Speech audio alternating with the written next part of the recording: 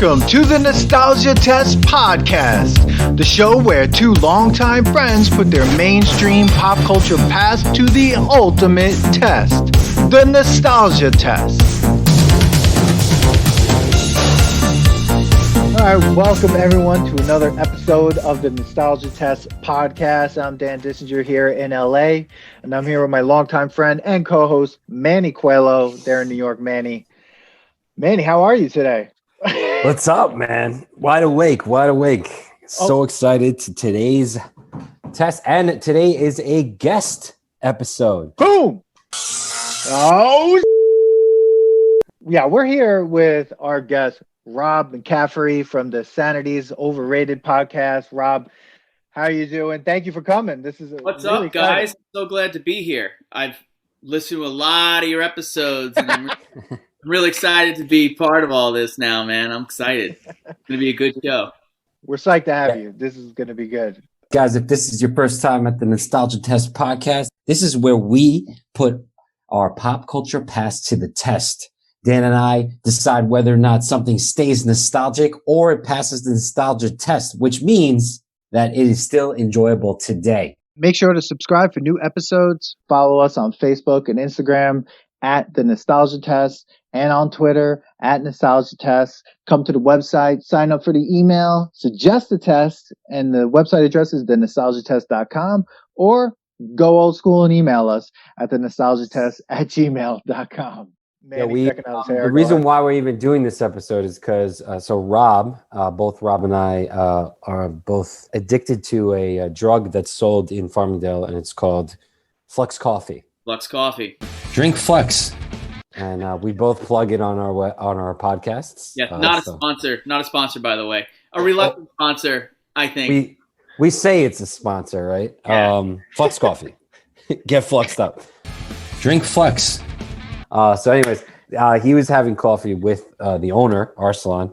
I don't know, me and him went on a tangent, a Nostalgia Test tangent, as always. And he brought up Airborne. And that's what we're reviewing today, guys. Holy nostalgia. Airborne, the movie, 1993, rom-com, right? It's a rom-com. Is that what it...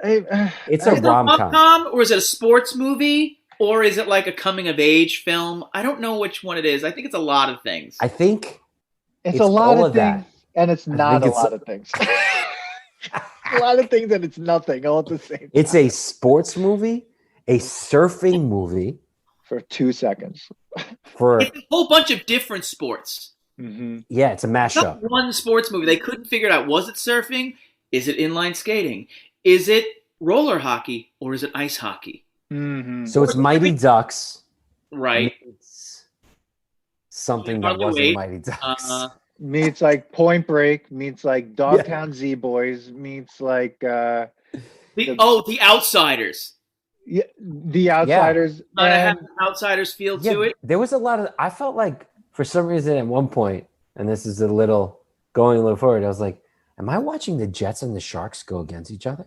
Like, there was a part when they, like, in the restaurant, and I'm like, this happens in a town? Like, what is happening here? Yeah, and that was, like, the restaurant to go to. We'll get to that. That was, like... The Preps. They challenge us. Like, who cares if the fucking Preps challenge us? Get the fuck out of here. It was it was like the Greasers and the Socias. Like, it was very much like the Outsiders light, I thought.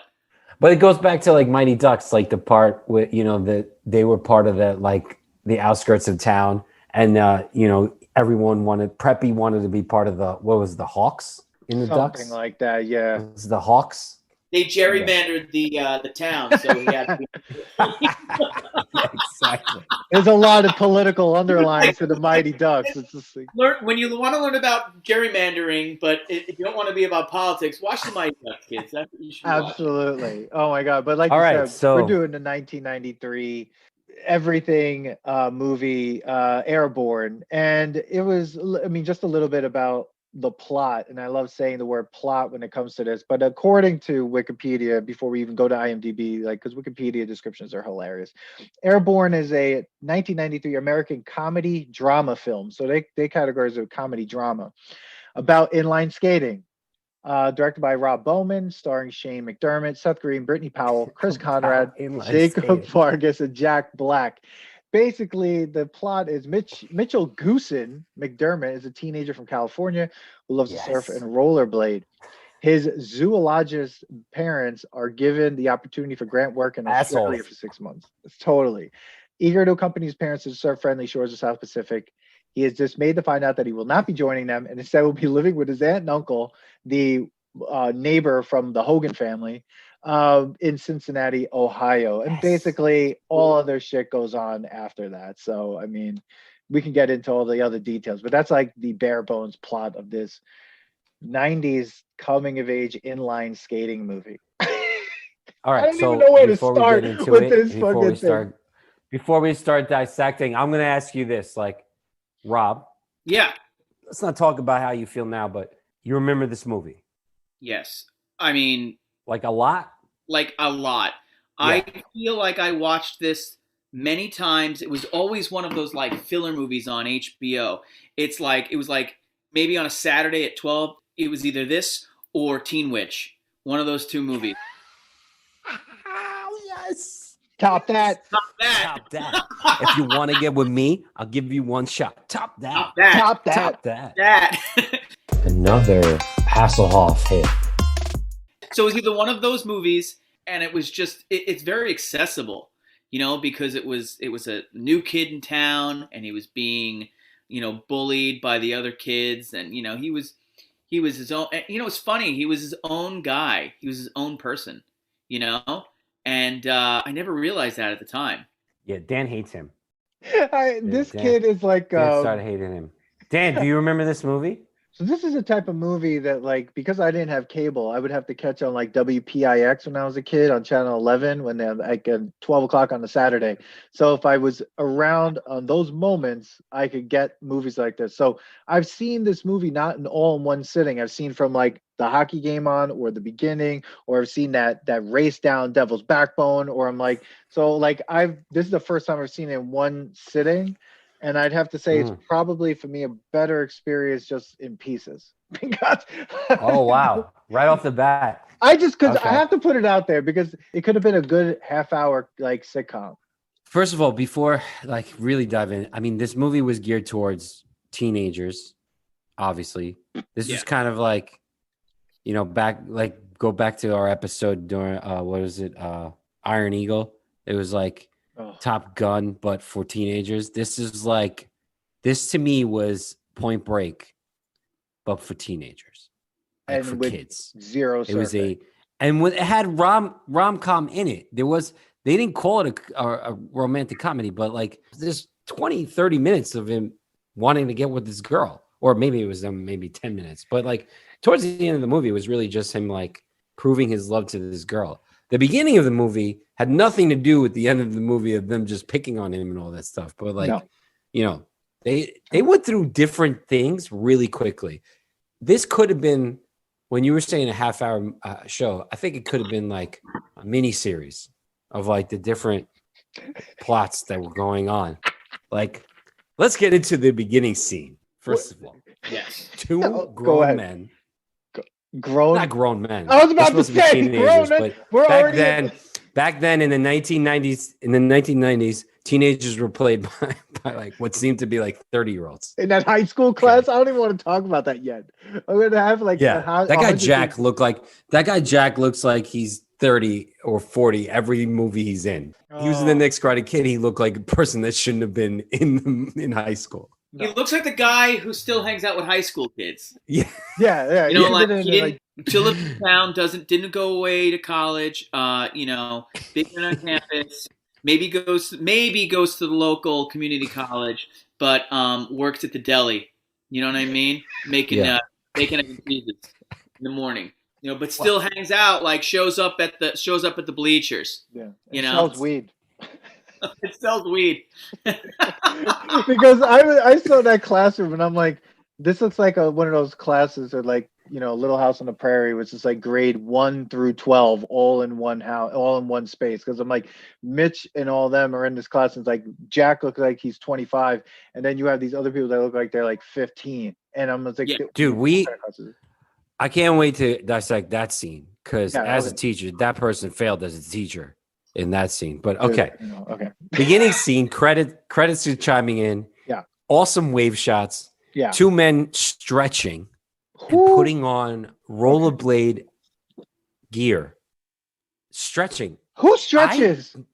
I don't stretch before I go. When I used to go rollerblading, I didn't stretch. No. Mhm. No. And now you know why you should have. I've seen you I don't. walk down, bro. Did you see how they start? They like start the race as if they were doing the backbone. Like Mhm. the first scene is them two going like ready, set, and then like they joke around and they start racing. Like this guy loves to race. Little crab ass in the beginning, little like, Yeah. They're like, I'm gonna get you, pal. Yeah. I just and then didn't they, yeah. you know, Go ahead. no, go ahead, Dan. I just Go ahead. like I just want to know that like they're rollerblading to the beach, then they're surfing. Yeah, But where are their surfboards? right, Dan. No, Dan, I don't care because sometimes you have to suspend your disbelief. Maybe they left it in a bungalow. Maybe they got a buddy's house who they like, yo, brah, can I like leave my can I leave my board like, underneath your underneath your house, the pylon. He's a cool dude, he lives there, lives in the house on the beach. Can I just leave yeah, brah, don't worry about it. He's eating Pop-Tarts. Yeah, you're right, Dan, because he does come back home with it. Yeah, barefoot. Yeah, barefoot. He walked. Also, barefoot. the guy loves to rollerblade barefoot. Yes, he's rollerblading in Cincinnati barefoot because you see him when he goes to the arboretum, the arboretum. He's walking around barefoot, and I was like, wait a minute, he was just rollerblading in Cincinnati, and there was snow out, and he's walking around barefoot. Does he not have socks? I think with the place you're looking for, the Botanical Gardens. Yeah. Botanical Gardens. He has a very Tom Sawyer vibe going here. Carefree. Huckleberry Finn, Tom Sawyer, no shoes. No shoes. Yeah. While rollerblading. Oh God. I mean, it goes with the whole thing. His feet are probably very, very tempered and chapped. He could probably walk across coals if he thought about Gandhi. Do you know how smelly? God, he'd probably have a saying for it too. This guy was we were saying before. This guy was what Bodie from Point Break grows up to. This is his teenage life. Yeah, this is him. He had a saying for everything. Yeah, it was either who was it, Rob? It was Buddha, Gandhi. Anyone else can't come to mind? That he want to have lunch with he want to talk about Buddha, talk about Gandhi. Oh, and Popeye. Because he is what he is. Yeah. I am who I am. I am what I am. So, all right, we haven't even gotten past the scene and that's a nostalgia test tangent. So he comes home. His mom and dad are awkwardly not wanting to tell him, oh, yeah, we got a grant to go to Australia, but you're not coming. Right. And instead of just they're rich enough to get a house sitter, they send him to Cincinnati. He can't go to Australia, but he has to go to school in Cincinnati. Can't he just go to school in Australia? Well, I don't think they trust him because I think he's a nice kid now, but as you find out later on, he was a tough kid. He got into a lot of fights, until he found his Zen, Buddha master and Gandhi before he, saw the movie, which he probably saw the movie. I don't think he read the book, but he saw the movie. But this is true. I forgot he did get into a fight and he beat up that kid, right, for taking his wave. He skagged his head with the fins on the board. Yeah. I don't believe. But then he becomes, Brody anyway. I would venture to believe that eventually they don't talk about it, but maybe it was cut out of the film that they can't leave him home alone because he's probably on probation because of what he did to that kid. Maybe he learned his lesson, but he's still under some sort of probation, and his parents don't trust him yet. I would say that would be what I would say to it. That's my take on it. That's what we're gonna go with. I'm gonna go with he was on house arrest for a little while. I had to wear one of those ankle bracelets for a little bit, and then You know, he's a good dude. You know what I mean? Like he learned from the best. He was like the Beatles in the '60s. You know, hanging out with Ravi Shankar. What I'm trying to say is he learned his lesson, but his parents, they don't quite trust him yet. He could always go back to that kid. They got to send him to Cincinnati, where he meets his lovely cousin and Mrs. Poole. First of all, the airport scene.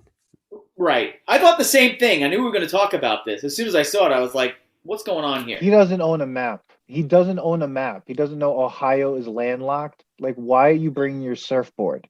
Out of all the things, he brings his surfboard. What an idiot.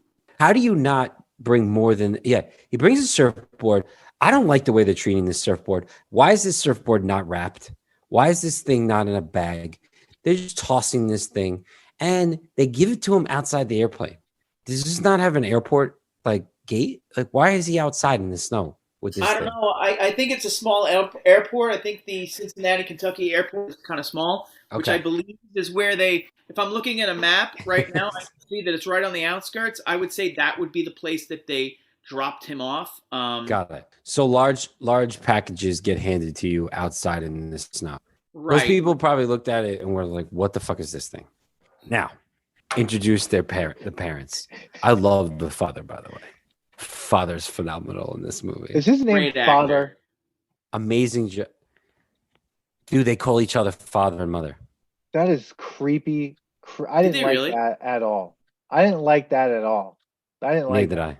I didn't like that. That freaked me out a little bit. Yeah. I hated it. That freaked me out.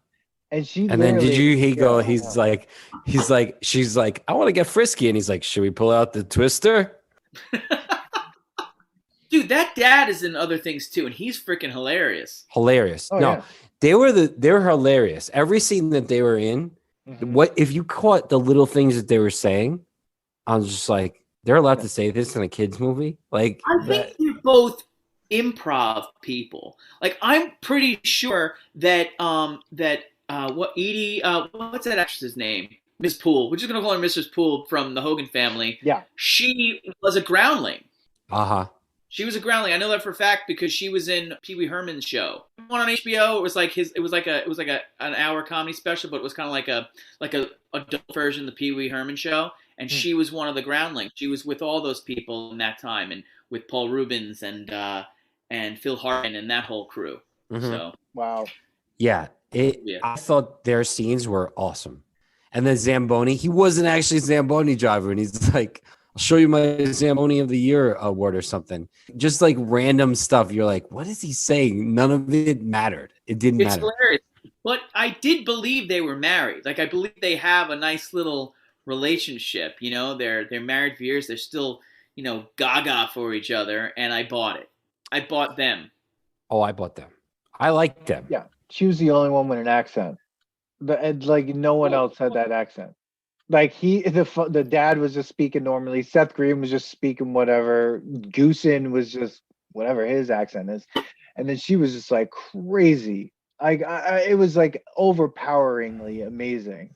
But they were the only believable characters to me in the entire film. They were the only ones. Everyone else was just ridiculous. Like, she was hilarious. Terrible. All the other ones were like, just could have been anywhere. Didn't have to be in Cincinnati. The only thing that really kept talking about Cincinnati is like their love for hockey and cold, which doesn't last that long. No, it doesn't. It looked like it should last forever. It looked like when he got off the plane, it was like that scene in Rocky IV when he gets off the plane and he's in Russia. I'm like looking at it. I'm like, whoa, like it is really snowing. 15 minutes later, no snow. No snow. And he's just rollerblading around. I just to be technical, I think it had to do with the passage of time. Because there were a lot of montages between that moment and, like, you know, when he started rollerblading. You know, like, he'd been through the ringer. They were messing with him. They were putting water on the toilet paper. Like, is that a thing? Do they? I don't know. I've never been to school where they put the toilet paper on chains. I've never seen that before. Rob, never seen that before. First of all, this school was like a prison. When he pulled up to it, it looked like a prison. Then the shower, when he's leaning against the wall in the shower, who does that? Don't lean on the wall. And First of all, who's taking a shower midday? Unless you're an athlete. It's like, why are you taking a shower at midday? He's not an athlete. He didn't play hockey all the time. At that point, he was just like a student going to school. So you tell me he took a shower after lunch? Who took a shower after lunch? And who's putting toilet paper on chains? That's prison shit. That looked like a prison. That looked like, and then that whole scene, he like leaves the bathroom and he's walking out, and I'm like, so did he just not wipe his ass? And he's just like, is like, fuck it, the toilet paper's wet. It's like, dude, they actually did a favor for you because like that's gonna clean your ass. Just use wet toilet paper. So I'm down with wet toilet paper. He's just walking around like an animal, like haven't wiped his ass, and he's like sitting on it. It's gross. Goosen's gross. Like he leans against. I'm sure. Hopefully, at some point he found some paper, some loose leaf notebook paper. He had out of his blue binder. No, he had a magazine in the stall. Who brings a magazine? And he couldn't even wipe his ass with the magazine. He's not a smart fellow. Bring a magazine. He's a spiritual guy, not very bright. No. You're using the school bathroom. First of all, in and out of that bathroom. You're not chilling with a magazine in the stall. First of all, I need to remind everybody, if you're listening and you have yet to subscribe, please subscribe to the podcast, like, share, follow us on Instagram and on Facebook, Twitter, comment, let us know what you would like us to test, and let us know if you agree with all the other tests. We jumped ahead of that part. That happened right after he messed up in the hockey game, right? The whole montage of like them pulling the pranks. We didn't even talk about the class. Right before that. We should go. I mean, I agree. We should go back to the. Can we go through like the characters in this movie? Absolutely. Just like the fucking murderer's row of actors in this flick. So you could bring that up in the classroom, right? Because basically they introduce every single person minus Nikki. Because Nikki's younger, right? She's, I guess. I don't know. Is she supposed to be younger? I don't know. I would say freshman. I would say they're juniors. Jack is a senior, but he got left back into this class, and she might be a sophomore. Or you think Jack got left back? Because he said that this is my last year and I'm not losing to the preps. They might be fraternal twins. Whoa. Did I just blow your mind? Because if they're seniors and he was a sophomore, it's a little rough. Maybe they were all seniors. He's just one of those kids who just, like he has to shave every day, the brother. Jack. But Jack ruled the town. All right, so we go into this class, which is the intro class. Is it homeroom? Speech. I don't know. I would say speech class. Teacher's terrible. Teacher lets the kids run the room. Yeah. They're making fun of Mitch in one of them, and he says nothing. He lets them figure out their own problems in school. Sure. He's woke. Got it. He's woke in 1983. Hey, in man. Cincinnati. It's a big deal. Yep. So this is when we get to see all the characters. Meanwhile, there's all these weird like cuts and like daydreaming things that are going on. This is right. The weirdest which reminds me of like 80s movies. Well, that was from the hot girlfriend. Yes. Yes. But there was more than that. There was a part when Jack tackles him down and throws him through the freaking window. That was hilarious. Right off the bat. That was hilarious. That is one of my favorite, like, what do they call that? I don't know what they call it, like fake outs in movies. When you see something like awful happen, like somebody gets hit by a car and then they go right back and they're like, yeah. Okay, I love that shit. No, that was cool because that was like right off the bat. You see like, oh shit, Jack's crazy. He's a violent person. Mm-hmm. He loves to tackle. That he would murder him. He was wanting to murder him immediately for no reason. Right. Except that he was wearing a Baja. Wearing a Baja. He was wearing a hoodie, then a hoodie over a hoodie, and then a vest over the hoodie, and then this kid he was gonna pass out.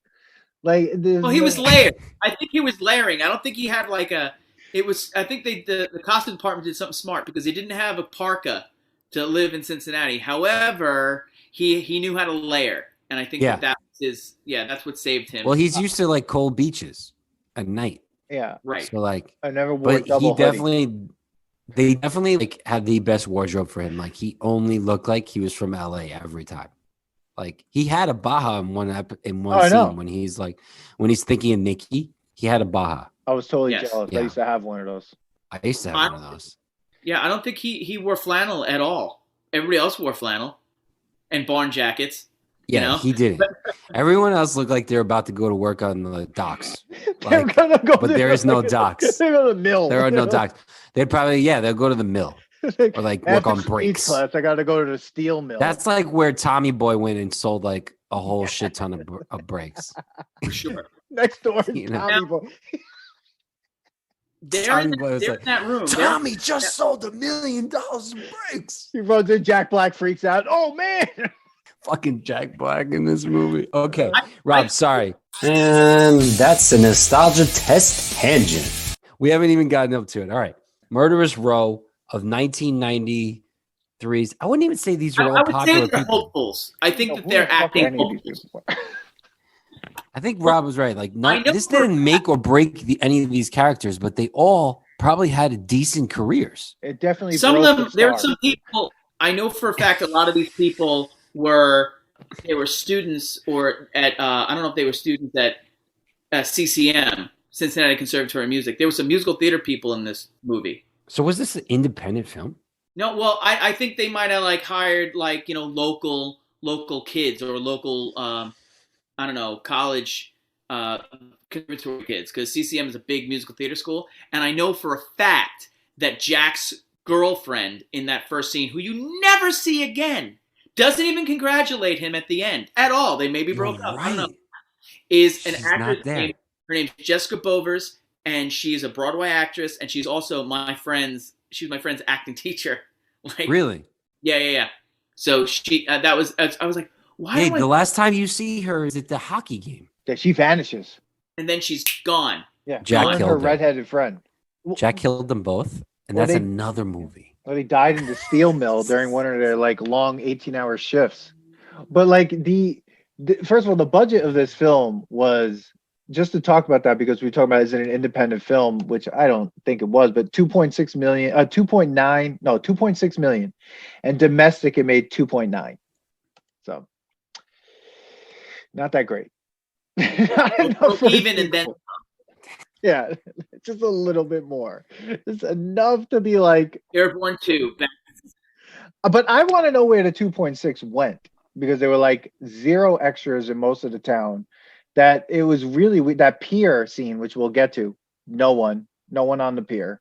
It was just really weird where 2.6 went. Maybe to like all the rollerblades and a lot of the hockey scenes, basically. It was all the stunt people or something. I think it would have gone to Stuart Copeland's salary. The guy who wrote the music was the drummer. Yeah, was the drummer for the Police. So I'm sure he came with a hefty paycheck. Yeah, he had that police clout. Yeah, but he definitely put like 50, like not even 50% of any effort into the music of this fucking movie. Like I was just like, what the end? I mean, when we get to the end, it was like a 20-minute race almost. It was just like muted. There was like one sound happening the entire time. And it was just like, oh my god. They always had to add that little like soundtrack of like what rollerblades sounds like when they jump in the air. Like that. My rollerblades did not sound like that. Was that guitar? Was electric guitar? Like yeah, and there was a lot of weird sound effects. Like when Jack attacked, that was funny. Yeah. When Jack attacked Goosen in the hallucination, which everyone's hallucinating in this film. That's my thing. Everyone's having hallucinations in this school. There was like a sound when he ran across the thing. It was like, and I was just like, what is that sound effect? He had a sound. Blaine had a sound when he attacked someone. There was just a lot of weird sound effects for people's movements. Blaine. Yeah. So, okay. We haven't really gone anywhere besides... And that's a nostalgia test tangent. Okay. That was stupid. This guy was from Swan's Crossing. Did you guys watch Swan's Crossing? All the time. I remember when I didn't watch it, but I remember that guy because he was in all the Teen Beat magazines, and a lot of the girls liked him. So. Yes. Yeah, I think this was like after that, right? So like Swans was in 92. This, I think they wanted to be his like breakout teeny bopper movie. Yeah. Yes. Went nowhere. None. Went nowhere. No, and he didn't either. Like I wouldn't say his acting was too bad. What? It's his only credit. Dude, what? I think it's his only movie.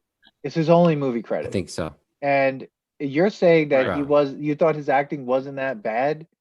Yo, Like, he was a character that was supposed to just quote like he went great to the sayings Jason. that other people said. No, let's be honest. He went to the Jason Gedrick School of Acting, where like he sleepwalked his way through most of this fucking movie, and it was just like an Iron Eagle. It was like, yeah, this kid monologued over and over again. I was like, holy crap, Goosen has another monologue. What is happening? I thought his were. I don't think that he did the Jason Gedrick School of Acting that you guys talked about that I listened to. Now that you say that, I'm like I was privy to that episode of Iron Eagle because. But I think that he had some very intricate lines. I was kind of impressed by his monologuing, and even his monologuing when he was like not just doing it, no, just telling a story, like when he was just kind of like, okay, here's the wave, and we're getting on the board, and when he jumps on the bed on the board, he's like, sweet cylindrical blue water, and it was very descriptive. It was very poetic. He's a poet. That's what she says. You're a poet. And I was like, I just know what I like. Yeah. He is kind of, oh God. He's a beat poet. No, we hate him so much. I like Mitch in this. I like him. You like him. He's a horrible So what do you feel about Wiley? He saved the movie. Dude. You think Seth Green saved the movie? Dude, yes. Everyone around Goosen saved this film that actually did something. Wiley, Jack Black, Snake, like all these people. Without them, it would just be this guy monologuing to himself. And at one point, that girl, Nikki, I thought she was a figment of his imagination because during the hockey game, she just appears out of nowhere. And then he's talking to her. No one else acknowledges her existence. And then she's like, he like is in school and then she's there. No one else acknowledges she's there. So I'm like, is this girl there? Like, or is he just talking to himself? Does he see dead people? Exactly. I didn't know if you're right about that. Someone Jack Black was weird in this film. This is early Jack Black. I think you saw what Jack Black was going to become. Like you saw some of you saw the Jack Blackisms. Like at the time, you didn't know that he was Jack Black, but this is Jack Black this is Jack Black before this is Mr. Show. This is pre High Fidelity. Like everything that made Jack Black who he was, like on his way to stardom. This was way before that. So 93, he's in Airborne, but he was also in Demolition Man. He was in Airborne. He was in Demolition Man? Yeah, he was one of the Wasteland Scraps. I guess we started really knowing him. Yeah, he got it. He was in Cable Guy, The Fan, Cross Worlds, Mars Attacks. Enemy of the State, Cradle Will Rock. He finally gets, and then 2000 High Fidelity. I feel like probably in 2000, that's when like Jack Black that like we know is probably the guy that we're talking about. He was doing bit roles all through the 90s and also working on his own stuff. Being a Tenacious D. I think it was his Second City guy, and he was doing a lot of improv, and he was working. He was doing the whole the Tenacious D stuff that he did on Mr. Show, where that all developed. Yeah. So I think all that time he was playing these bit roles, but kind of also doing his own shtick, with Bob Odenkirk, right? Yeah, so, and he did. Man, that's why overnight success isn't overnight. No, obviously that's testament right there, man. That if you look at this list, it's crazy. He was in Biodome. The amount of work he put in. He was in Biodome. That's all that. God. Oh man! So are we styling? Are we styling now? We're styling, bro. So all right. Can I just say a quote from the class scene? Because the assignment in the class scene is for everyone to get up and just randomly talk. That's speech class. one girl, the redheaded girl in the purple dress, gets up and says, "This is what the teacher wants them to do, to say stuff." So she gets him and goes, "I want to be Al Pacino's love slave." Next person. That's what she said. That's what she said. 1993, Al Pacino. I mean, give me this is the assignment in class. Like, and he was like, "Oh, okay." That teacher is a problem. I want to be Al Pacino's love slave. Oh my God. The person who wrote this movie didn't write anything after this. They always have to have in these movies like an overly sexualized woman. You know what I mean? Sure. They had to play that role. Yeah, But didn't she even like the way they had to like? She was like setting herself up. Oh like, yeah. She even like pulled her dress down before she started talking, and I was like, "What was that? Right. Was that necessary?" But like, all of these girls, you're right. They needed that back then. Yeah, as soon as Goosen walked in, it was just like every girl like lost control of themselves.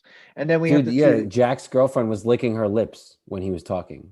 Oh, that was gross. And then I was just like, then Goosen's no shirt. It was the weirdest scene for no reason. This stuff was going on. That's why I was like, this movie didn't know what it wanted to be. Like, it really didn't. Like, it didn't know what it wanted to be, because it wanted to be reviewed by 3 people in 2021. But Dan, like, you're a film guy. I take it. Like, what do you think happened? Do you think that they had a script, or I think they were writing it as? Do you think they had new pages, or they were writing it as it goes? They were like, they filmed certain scenes and they had to like fill in the blanks. Like, what do you think in your mind? What do you think happened? The person who wrote this film, like the screenplay, only wrote this, and he was also the teacher in the film. So I think that's the writer of of Airborne. So this is the only thing he's ever written. The other person that was on board with this, Steve McEvery, Evdy. I'm gonna pronounce that, not pronounce that correctly. Anyway, he's been like an executive producer and creator on a ton of films. After this movie Airborne, he executive produced Immortal Beloved, Braveheart, Anna Karenina, Payback, What Women Want, We Were Soldiers. I mean, before that he did Hot Shots and Man Without a Face. Really weird credits. But I think they had a really green writer who for some reason was able to get this film greenlit. I don't know how that happened. I mean, he has no experience other than that, it seems. As you were saying, Rob, like maybe the classroom scene was shot and then they were like, hey, we got to add something to this. Like, why don't we put like daydreaming scenes in it? Yeah. And then they put that in, as the speech was going on. It was purely an exposition scene, and the boatload of characters in this. Oh my God! And they had to find a way to naturally introduce them all. So this was the way. So you got to see all these characters, and they're freaking characters. Like, everybody's a character. You got like the 2 weird twin brothers. You got the Spanish guy in the middle of Cincinnati. Who of course has a knife. And everybody's kind of scared of. Yeah. You have the guy with the broken nose, the dump, like the big guy, like their big doof. They hang out with him, but he's a really good defense, probably. Like that guy, they hang out with him. You got Jack Black, who is kind of like the the jester of or the LeFou of Jack's Gaston. You know what I mean? And then you also, this Beauty and the Beast analogy. Then you had like the girls, the silly girls, Yes. Who, they were all just like stock characters. Yeah. So towards the end of that classroom scene, when they're like, all right, Jack, you're up. Jack stands up, says shit about Goosen, and then all of a sudden gets into this whole thing about his last year playing the preps. And like, it turns into this like pep rally about playing the preps. Like, they forget that they're in class. And Jack is standing there as if he is the teacher of the class, and he looks old enough to be. Yeah. And he's like, and I don't want to lose. And let's do it for, what's the guy's name? The guy with Mankind. The guy that was like a dude. Rosenblatt? Yeah, let's do it for Rosenblatt. And everybody just leaves. You're like, what happened? Okay, we're leaving. The scene's over. Not Sure. only are we leaving, they're like, all right, Wiley, you're gonna play hockey. So Yeah. is this a school sanctioned like team? Like No, this is not school sanctioned team. That's just Not at all. all of this was like pickup games. Like none of this is. so now it's about I don't pickup think a lot of hockey. schools. I don't think a lot of schools have like a school hockey team. So yeah, so what was funny is like all this is happening, and Jack doesn't want to graduate high school without beating the preps. But I'm like, but you're not getting like the county champs. Like No. you're just like you could graduate high school and still play them like in a pickup game because You're obviously winning. you guys are all just like You're just winning a game, and then it's like, okay, like now what? And then they go, all right, Wiley, you're gonna play. What? It oh was yeah, weird. that was the best thing. They were like in the hallway, and of course Jack's girlfriend is hitting on Goosen, and Goosen's just like sitting there, and freaking Jack gets all pissed off. Jack Black, his sidekick, is all mad at him, and then they have to bring in the story. The two twin brothers are like, Oh, what's God. the name got hurt, or they got in trouble, right? Is that what happened? Something What happened? Why they happened. missed the game? I forget. Somebody's missing the game because something's happening. But I love the twin brothers because they finish the sentences like they're Yes. from G.I. Joe. They're freaking Tomax and Zaymont over there in hockey gear. Yeah, that was their skit, their little That was thing, their shtick, yeah. their shtick. So Snake's like, out of nowhere, I'll play, and they're like, cool. Cool. They didn't ask Snake if he knew how to play. They were just like, yeah. Like, I mean, I wouldn't mess with Snake. If Snake's going to, Snake talks to nobody. Dude, Snake Right. was my favorite character. So Wiley, of course, lies to say, he plays hockey. Yeah. And now they're at a hockey game, just Yeah. like that. And he looks We're at a like he's hockey on there with he's in his underwear with a bunch of pads on. Yeah, nobody has matching jerseys. They don't. They don't. I mean, they were all because I just showed them. They were the poor kids. They're the working class, lower class kids. Okay, so they had no money. They're playing this game. Mitch is cheating on Wiley. The figment of his imagination is watching her brother. Nikki's obviously watching her brother play. which we don't know. Right. It's her brother at all. Everybody seemed to be really into this team, these people. Not even Where the team. are They they like this playing? group of guys. that they were Where cheering for. is this game happening? Where is this rink? I Damn, think it's we don't something yeah, I think it's an outdoor rink. I think it's next to a I don't know, maybe a beer factory or something like that. I don't know, the old mill. It's right next to the old mill. It's where actually where their parents all worked, but they lost their jobs when they sent them all those jobs overseas. You know, my God. that's right. maybe it's the old Chevy factory in Cincinnati where they used to make car seats for Chevelles, and they can't nobody has jobs anymore. And then Wiley's dad had to get a job as a Zamboni driver, but for years he was the quality control guy at the Chevy plant. Yeah, these are the You got really parents. deep on that one, Rob. Yeah, these are the parents that were in that movie. You want to get deep? We gotta get deep on this, man. We gotta go deep on. But there was no refs. no holds barred.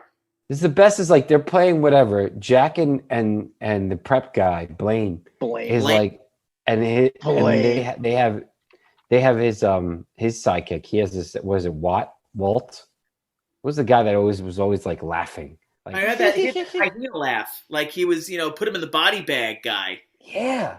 Who was that guy? I don't know. What was he his had name? a few lines and then it was over. He kind of had the same job as Jack Black had, but not as good. So, guys, if you like Nostalgia Test podcast, please don't forget to like and subscribe. Yeah, subscribe and like. Follow us on subscribe. all social media outlets that you can find us and where you can get podcasts: Podbean, Spotify, Apple. The director of this film, I was right when I said this would have been a good half-hour show. All he did before this was just direct television, and then he directed Airborne. So Right, and the then way on he other shot TV, it. right? And then after this, he directed television again. So everything. So the way it was shot was like a television show. It was just all right, hard cut to this, hard cut to that. Now we're playing hockey. now we're doing this. But in the middle of all that, he had to fill it with other shit to make it like reach like theatrical length. He's like, another monologue, Goosen? And it was just like another monologue or long montages about nothing. Montage. Like, dude, the montage of Seth Green getting dressed, I was just like, I was like, I've had it with montage. Oh, I thought that was great. What? Yes. I thought that was funny. I thought it was funny because you never really saw like guys getting dressed montage. I thought that was the whole joke of it. But Goosen I was don't know. laughing. It was like they looped the same shot of him laughing. Then there's like shot to Goosen and he's laughing. Seth Green comes out, shot to Goosen. He's like, it's like he never stopped. He didn't have any feedback. He didn't say, his only reaction was laugh. Like there wasn't like, No, he did have feedback. He said, "Be Popeye." oh, okay. He is who he is. Yeah. Be All right, so we get to a point where all of a sudden Blaine and Jack are fighting, and they're like, okay, first to 3 wins, and I'm like, so it's not even a game going on. This is the game that Jack wants to win before he graduates high school. They were playing for 20 minutes, and then all of a sudden they're like, all right, first to 3 wins. You're like, okay, that's it. And then Wiley gets hurt, Goosen's on the field or ice, and he scores on Jack Black, who loses his mind. Loses his mind where he's jumping around. He chewed the scenery, and every scene he was in, he was like, I don't care what I'm doing. I'm going to be famous. I'm going to do whatever. This movie is a joke. I'm just going to do my thing. Yeah. I feel like that's what he did, and that's why he's the only, like, he's the breakout star of this movie, because he was just like, I know that there's something. This isn't like my big break movie. There's something coming down the road. I'm gonna do what the fuck I want in this movie. Yeah, because remember when what's his name pulls the pants? He's like, funny. That was funny. He loses his mind also. I'm like, this guy just loses his mind. Like he's just being Jack Black, obviously. Yeah, before Jack Black was Jack Black. Yeah. My favorite, like I kept thinking of like how much he was losing his mind and the way he was acting. I'm like, this character goes on to be the teacher at School of Rock. Like he becomes that character afterwards. Like he is the School of Rock character after. That's who he is, because he's like, his reactions were so similar to that. I was like, that's who this is. But like, you're right. That hockey game had nothing. The crowd didn't know it was the first to 3. Like they whispered it, like, all right, first to 3. Well, no one knows. No one cares about your game.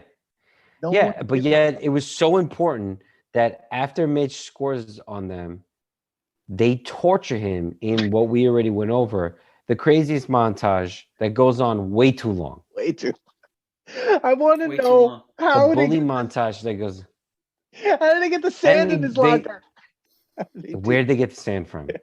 Sand had to come. It came from the old mill. It came from.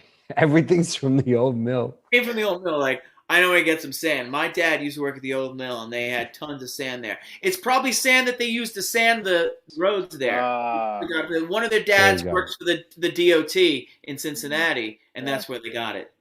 Got it. All these parents who used to work at that factory that Michael Keaton was working at in that movie where they're trying to build the car.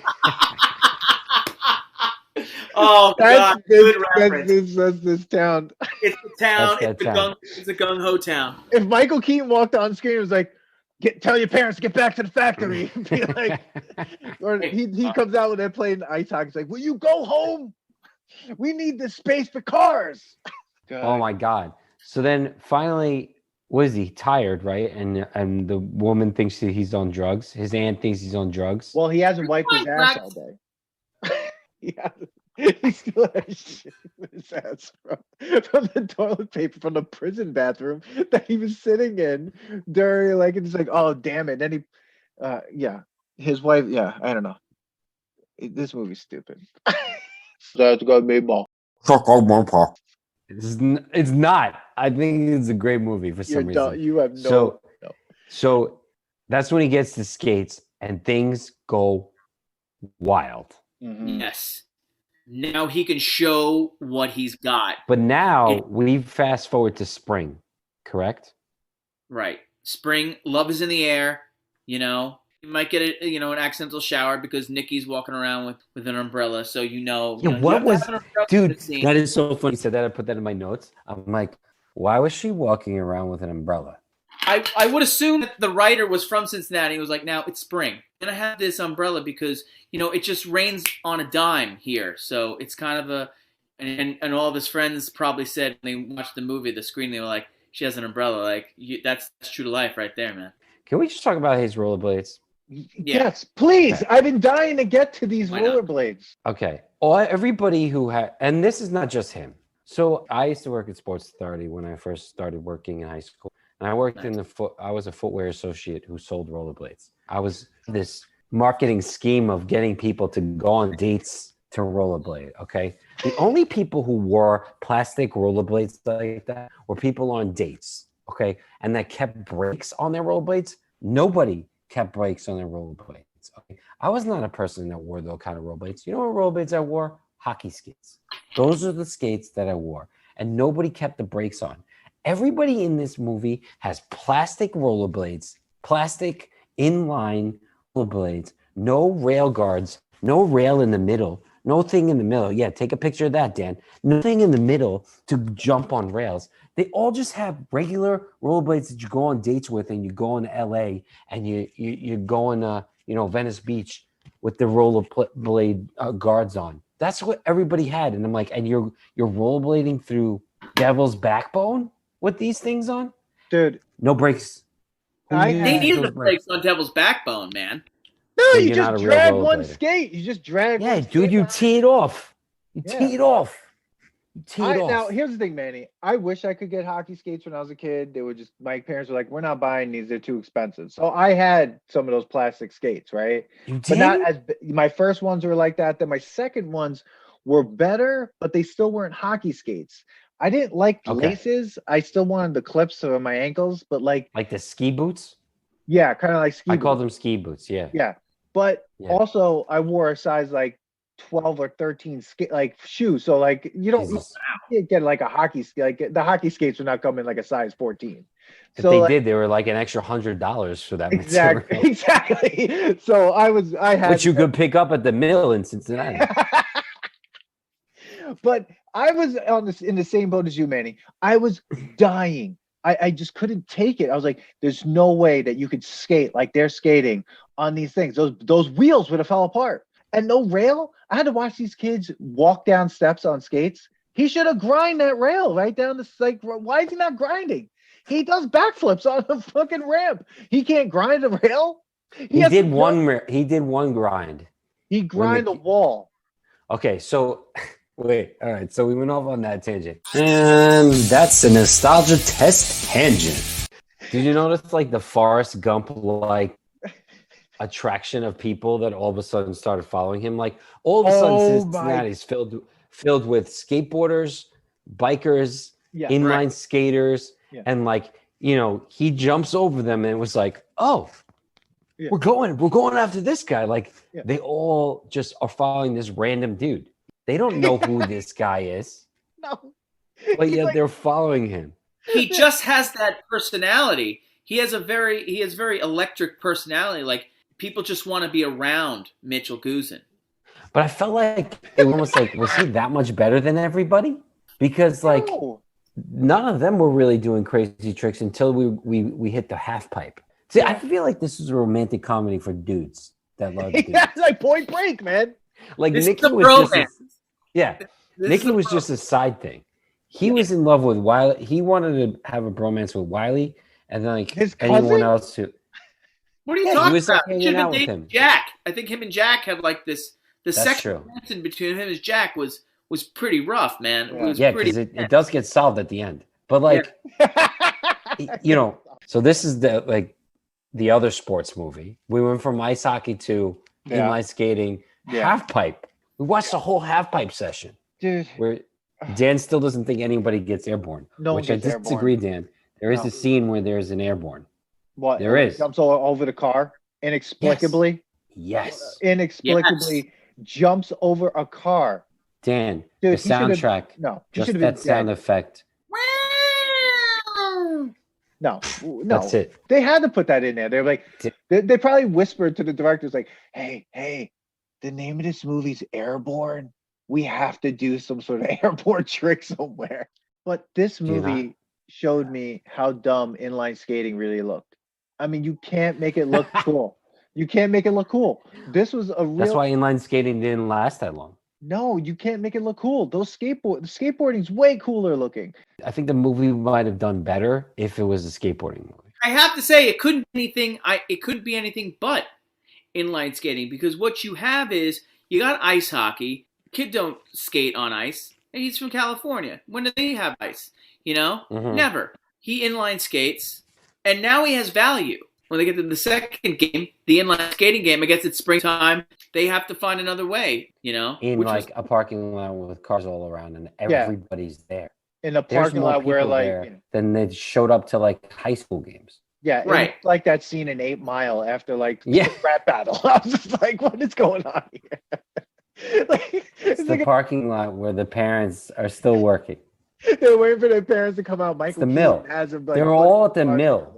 But I get what Rob is saying is I think it's not about him being on a skateboard. It's about they're into skating, and the thing that gets him to be very on their team and them to like him is because they realize that he's a really good skater.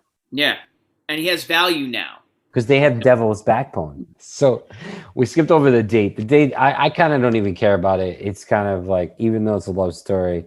Whatever, the date happens. Blaine shows up and the double date after the Wiley "I'm Too Sexy" montage. Yes, and they had to put that song in there. They had to. And shout out episode 1, live episode.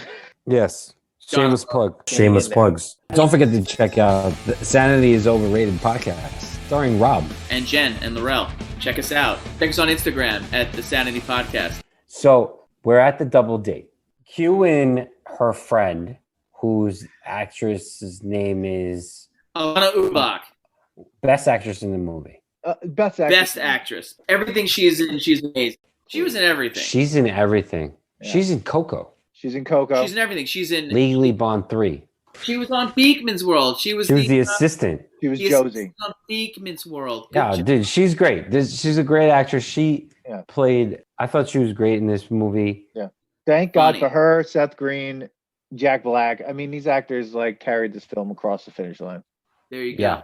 Mrs. Poole. So the weird part about this scene is when Blaine walks into the only milkshake bar, what seems like a milkshake bar. The burger joint. Did you see somebody putting PB&J on a?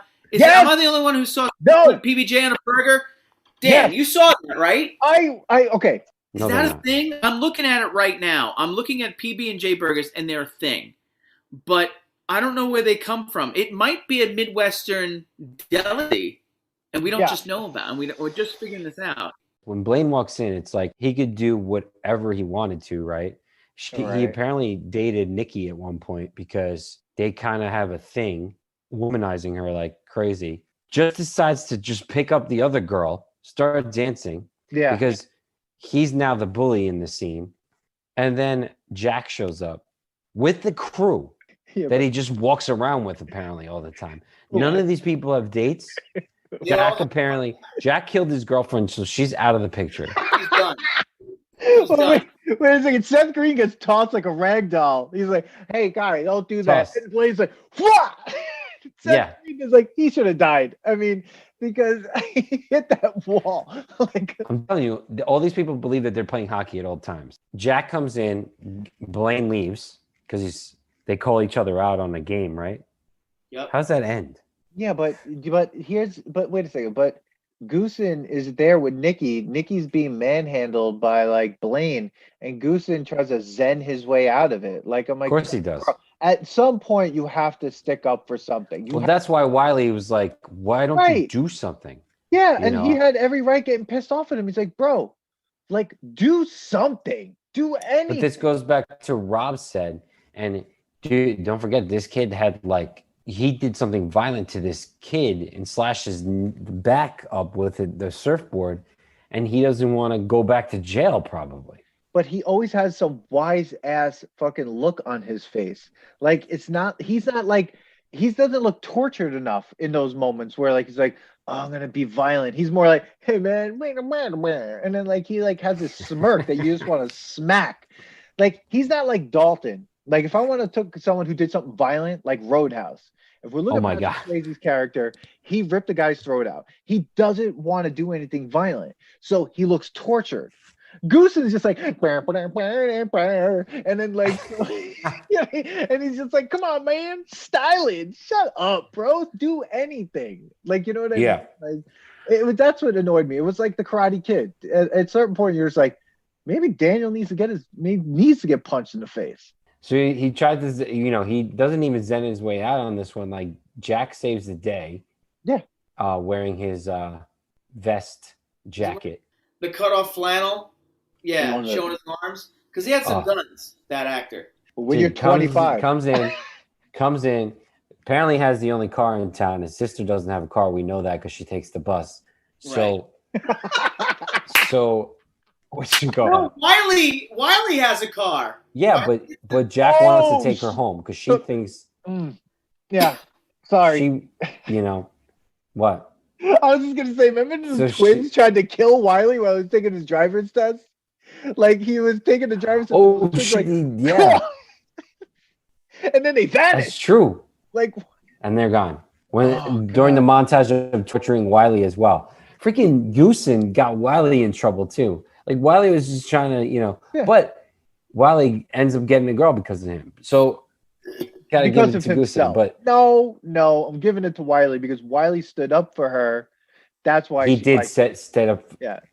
Wiley might not be big. He might be wimpy and small and short, but he knows how to play by Cincinnati rules. Yeah. This guy's playing by West Coast rules where everything's, we don't fight here, man. This is where, we chill. We're cool, man, right? Which is weird because Cincinnati rules, it's cold. You got to fight for sure. Which is weird, though. And even Wiley knows that. So he tells Jack that he doesn't care. He's out of there in 3 months. Nikki gets upset, leaves. Yeah, good. Yes. So now he's like bummed out. Boo-hoo. Wearing his Baja shirt. Baja. Yeah. Holy nostalgia. Now he's bummed out. He has this dream. The dream about Pepe the Shark. Pepe the Shark. Another Hasselhoff hit. And he says to him that, how many times does a wave come, like once in a lifetime wave, which then goes back to Point Break. Oh, there was no shark. There was no goddamn shot that they were showing us the entire thing, the entire movie. Dude, Dan, this was a $2.6 million budget. They couldn't get a shark involved. You couldn't get some B-roll of a shark. That shark, it would have had to have been a CGI shark that actually talked because it was a talking shark named Pepe. Yes, who spoke in Spanish. So he wakes up Wiley and he's like, I got to go chase after the wave. Nikki's the wave. And I guess he has to make good with Jack. Yeah. And Wiley's like, in order to do that, they have to go play roller hockey at a pickup game in a parking lot. His value was within his skating, his ability. Okay. I get it. So the best part is that he goes to the game and he wants to talk to her and she's like, I don't want to talk to you. Good. He's like, I'll show you after the game. So he's playing one, like, again, it's such a violent movie if you think about it. Like, he grabs the stick and Blaine freaking tackles him like Jack did in the dream sequence when he like tossed him through the window. Yeah. Knocks him down. As soon as he gets knocked down, everyone but Jack, everyone's like, yo, go get him. We're with you. Like, they're on his side now after Blaine. All Blaine did was tackle him. Mm-hmm. Did he score on Blaine? I just think they want Blaine to go down harder, than him. Anybody else. Like taking down Blaine they will have bragging rights at the local bar until they're 40. That's got me ball. And then he like embarrasses Blaine by like pulling his pants down. Jack Black loses his shit. So this is Jack Black's of the movie. Greatest performance ever. And then they all like come around. These kids, all they have is their pride. You know what I mean? That's all they got. So at the end of the day, they might be rough and tumble, but when they're wrong, as you could say, they're wrong, and they know that they have to make good, and that's when they all go to his house. Even Snake comes. Even Snake. And believe me, they needed him. Mm-hmm. If it Yeah, wasn't no for shit. Snake, this team would have lost. Yeah. Yeah, that Shit, they 20-minute would've race. All right, so now we're at what is to me this is the point of the movie. Like we forget about Nikki, we forget about Jack for a moment, Yes. and they're like, "You got to come and race Devil's Backbone." And Wiley loses his shit, and he's like, "You can't go race Devil's Backbone. It's crazy. This is crazy." I love how they're all polite to the parents. Like they're always like tough bad boys, but then they're like, no, ma'am, no, thank you. Yeah, let's not forget these are still high school kids. Yeah, they're still, and I thought that was a very funny moment. I thought that was perfect. They're like all these tough kids, and they're smart assery, but when it comes to parents, they're like they have respect for their elders. And they're about to like do the most illegal street race in Cincinnati that doesn't involve motor vehicles. This was like because like doesn't the kid get run over by a car? Like people get hit by a car. That kid died in this race. That like the guy who goes that guy got like right underneath that car. Yeah, that kid. Like they don't show you the next day, He's and dead. there's like in the news, like kid is paralyzed because of a race called Devil's Backbone. Yeah. Not only is that kid race paralyzed, down the Devil's Backbone.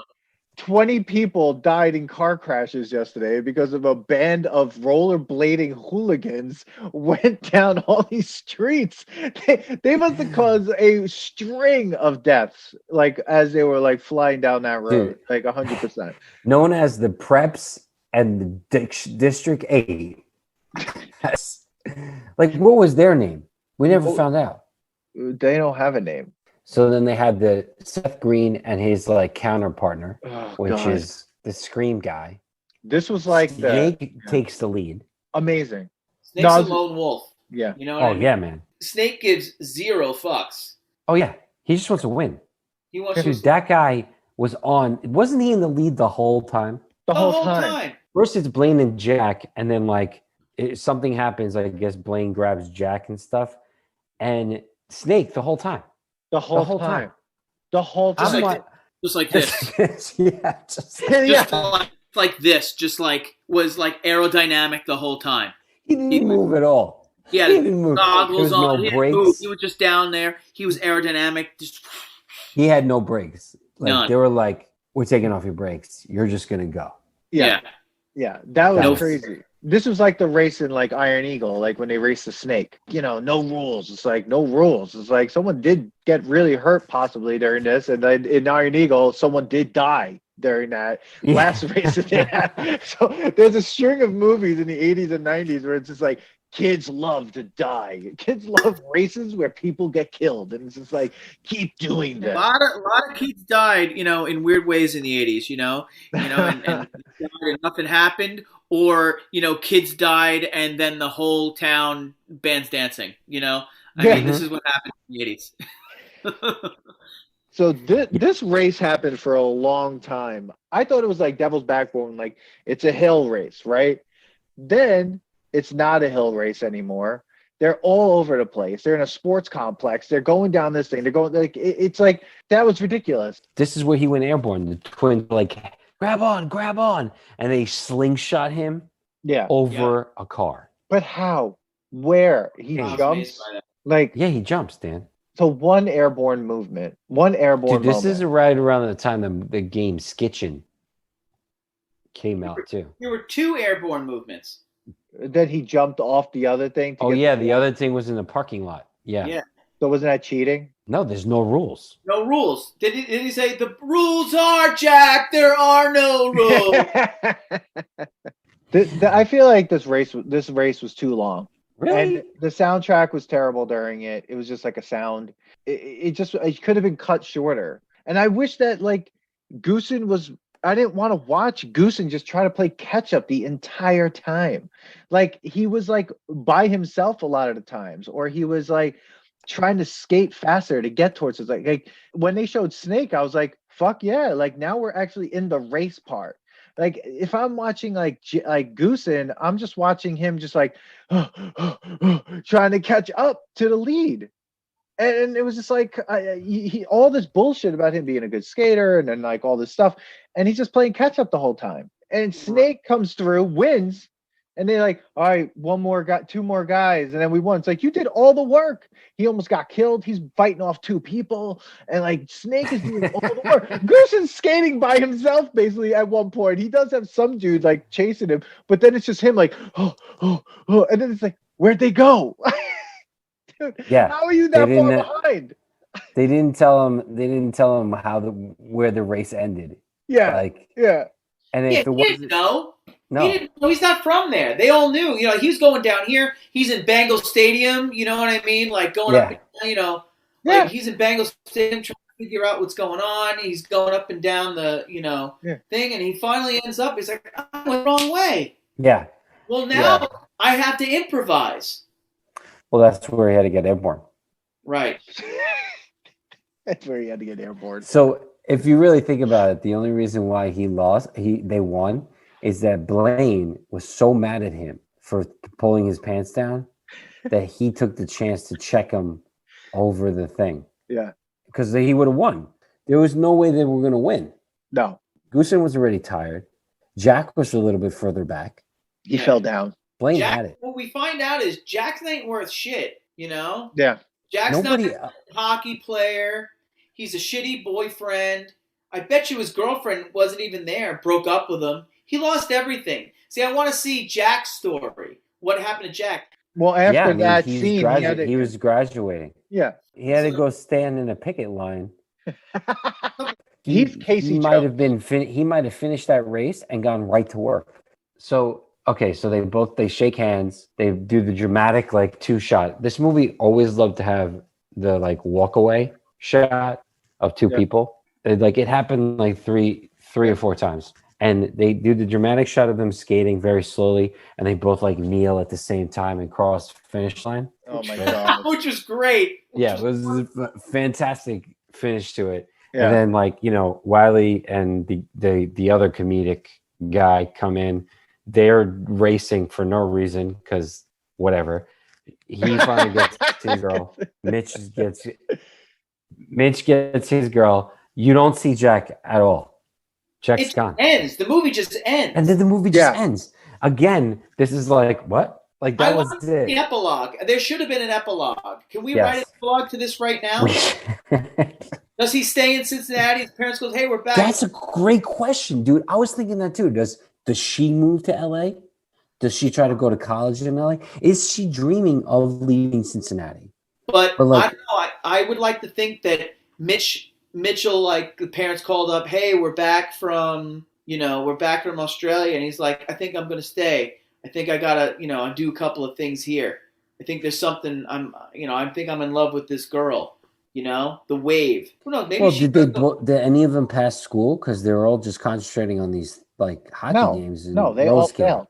I mean, I don't think a lot of those guys are going anywhere. Maybe Rosenblatt, possibly the twins. They might have some sort of thing going on. They seem like the kind of guys who are kind of entrepreneurs.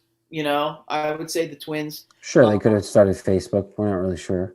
Well, they're like the two kids from the Sandlot. Like exactly. Yeah, you're right. But those guys look like I wanted an epilogue, and there was none, and that was a problem. I'm gonna say that was a big problem. Like the movie just ends. They kiss and it ends, and there's nothing. And that's where it becomes like a rom-com.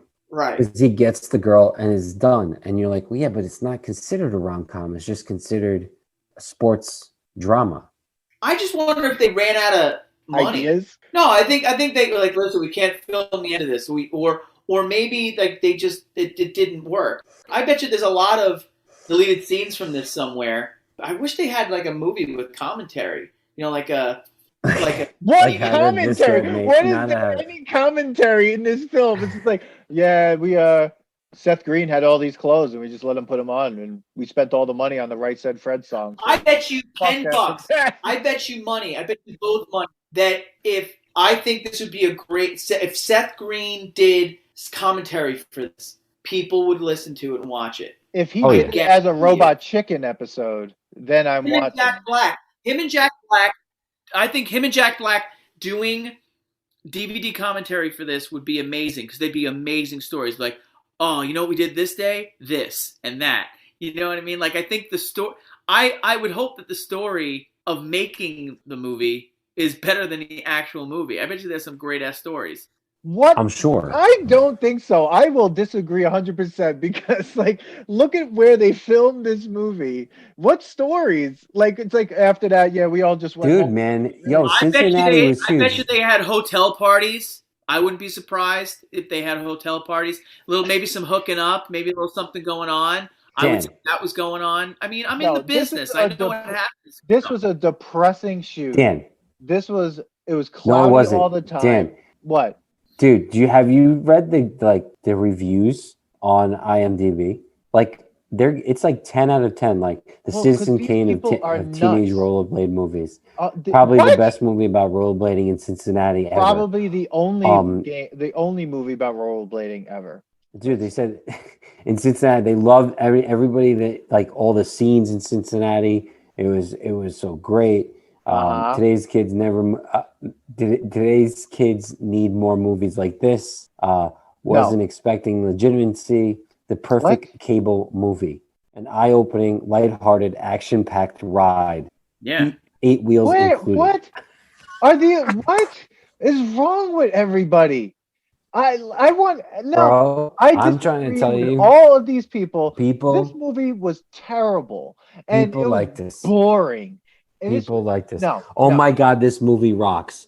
Hey, this is such an awesome movie. Hey, everyone. I'm from Cincinnati. This is the only movie ever filmed here. Thank God. After this town closed down. Like, get the fuck. Oh, my God. It goes on and on. Well, then, Manny, how do you feel about it? Like, Cocktail has, like, this is what I want to know. Yeah, I think it's 20%. Rotten Tomato, 20%? I think so. Okay, well, then that's a problem. Listen. Okay. It is a problem in comparison to the fact that they're calling this a drama. But I have to say this. No. There's times that we do these reviews and I can't suspend my disbelief and I get all upset about it. Right? Like Iron Eagle. I'm sorry, Rob. I know you're a big fan of Iron Eagle. I couldn't. My Iron Eagle. I know what? I'm not saying no. That movie probably disagreed with our review, right? And I know that movie was geared towards teenagers, and I know this movie is geared towards teenagers, and it's kind of a Mighty Ducks genre, looking like you got to kind of just like deal with cheesiness. And if I had fun watching this movie, and I don't know what it is, Dan. I don't know why. I don't know what it is. I remembered always liking this movie. And I had fun. It was stupid, yes. It was cheesy, yes. So was a lot of other movies that we like or dislike and pass the test. I don't necessarily pass the test. Nope. I think sports movies are what they are. They're like not a sports movie. See, everyone, you're calling this a sports movie. This is not a sports movie. It's action sports movie. This is a movie about a kid who got his rollerblades in the mail and then decided then there was a race that didn't happen. A race that was crap. And then the race happens, and at the end, he didn't even win the race. That was the dumbest part about this script. The guy who wrote this movie. See, I agree with you about that. Is that he doesn't win the race. But it wasn't his race to win. But if he wanted, it wasn't his race to win. But the whole thing is him trying to prove himself. That should have been the most important thing for him to do, not pulling some dude's pants down. Like, that's what's so weird to me. Like, I'm watching this idiot the whole time, like, do these things, and I'm like, all right, Devil's Backbone, he's gonna win this race.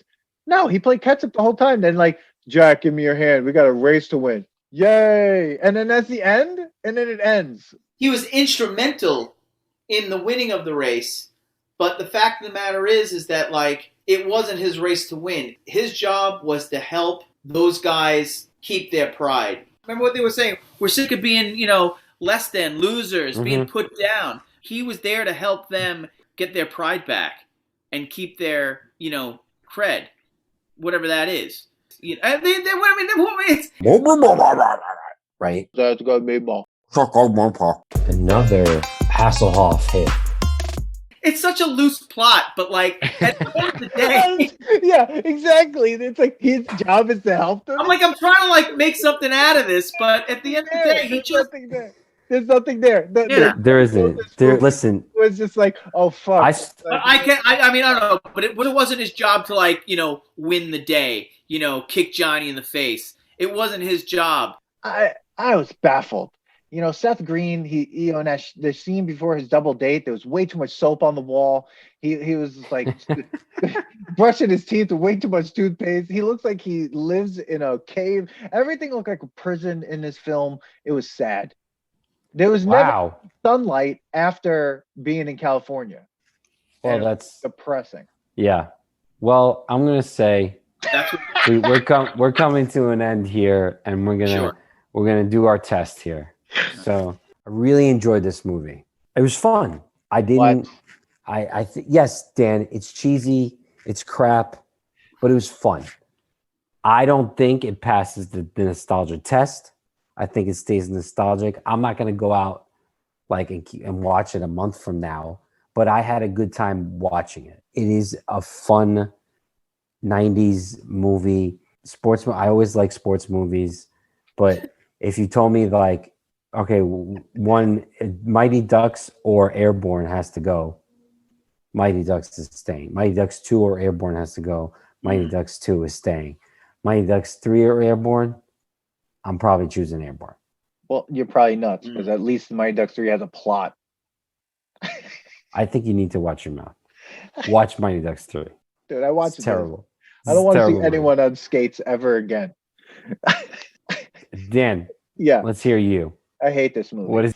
Oh, I hated this film. It was. You hated bad, not even nostalgic. No, I'm not. I don't ever want to see this again. I don't want to hear anyone say that this. I don't want to hear it.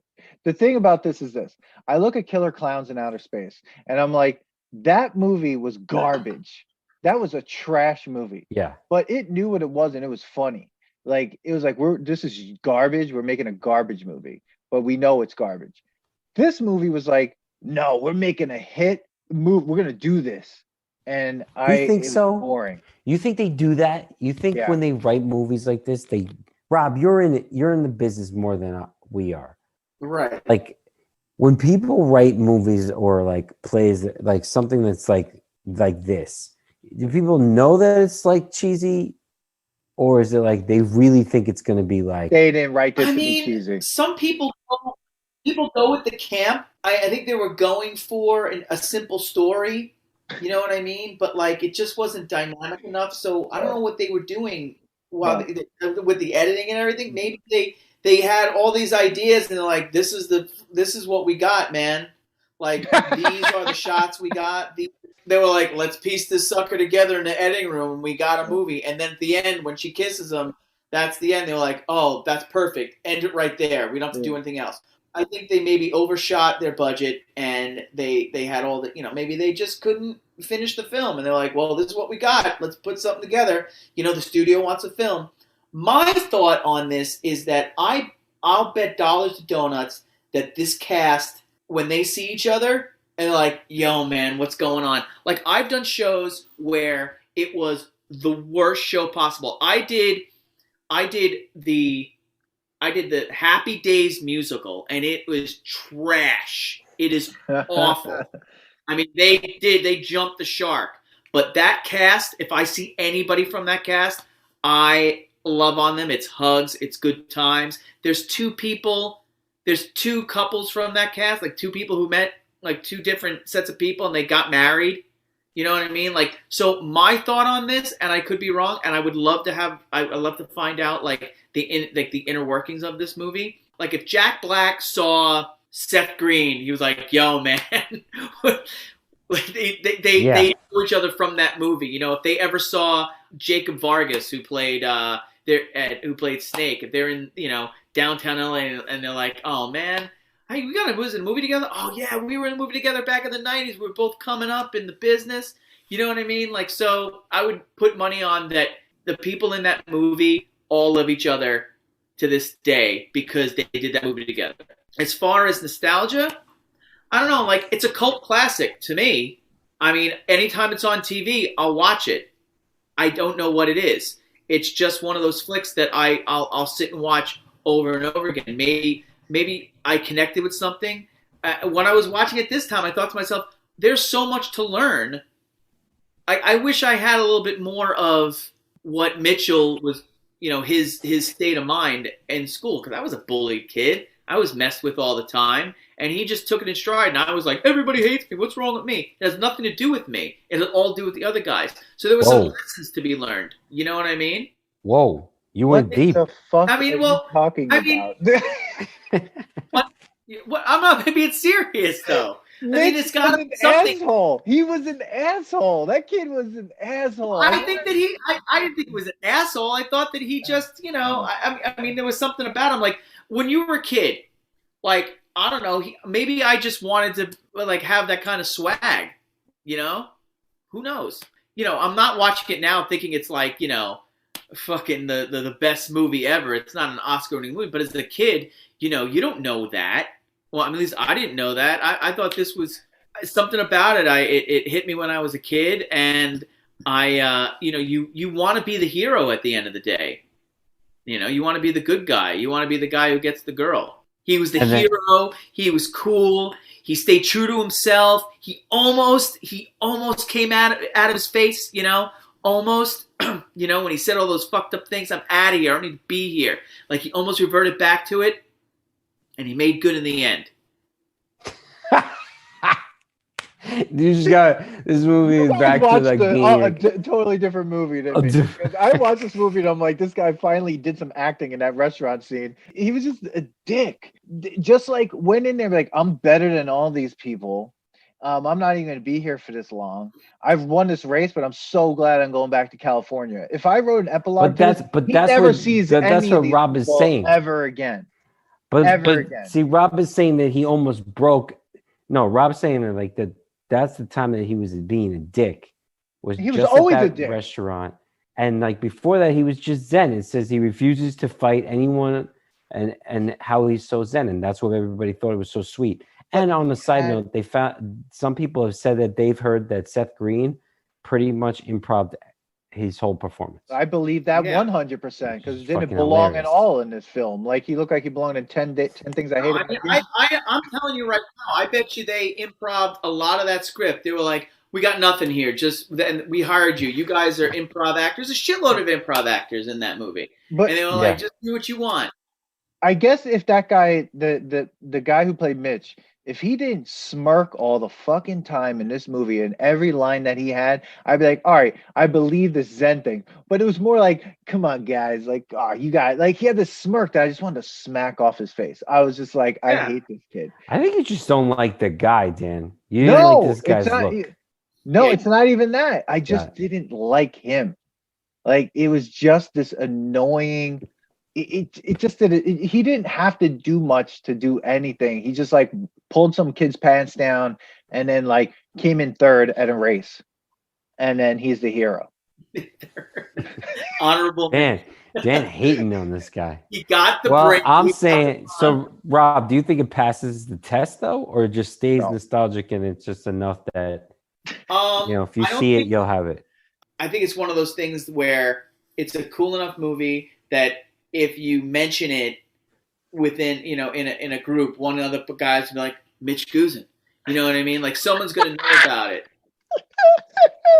And I don't remember his name being Mitch. It's a cult movie. I think it's a cult movie. Definitely. Yeah, it's definitely a cult around. When you mention it, no. And the only people when who you know mention it are this guys movie, around our age. Yeah, you mention this movie and people know it and they kind of like it, they're like, oh yeah, I remember that movie. That movie is great. I did it today. I was mentioning that I was going to talk about this show on a podcast, and I said, the guy, and he's a skater or he's a surfer, and he goes to Cincinnati, and then once I say Cincinnati, people are like, I know that movie. I was working out, and I was like, I know exactly that movie you're talking about.